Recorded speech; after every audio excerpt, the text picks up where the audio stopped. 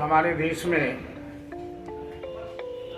विश्व शांति की भावना से सर्वे भवन्तु सुखिनः सर्वे सन्तु निरामयाः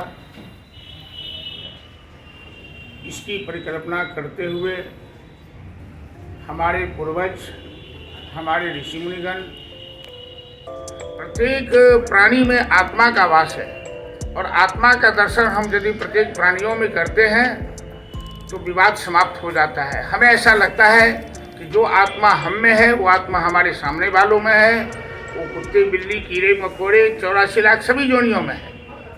तो हम आत्मवत सबके साथ व्यवहार करें। हमें यदि बुरा लगता है, हमें कष्ट से कष्ट होता है, इसी तरह दूसरों को भी बुरा लगता है, कष्ट से कष्ट होता है। अतः प्रत्येक प्राणी में आत्मदर्शन करना, प्रत्येक दुनिया के संपत्ति के साथ लौष्टवत व्यवहार करना, उसमें अर्थात निरासक्त रहना, और प्रत्येक स्त्रियों में मातृभाव रखने से जीवन का सारा विवाद समाप्त हो जाता है।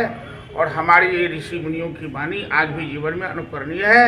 हम यदि अनुकरण करें, व्यवहार में उतारें, तो निश्चित रूप से आज भी समाज में विश्व शांति की स्थापना हो सकती है, विश्व शांति संगठन हो सकता है, विवाद समाप्त हो सकता है, ये कलह समाप्त हो सकता है।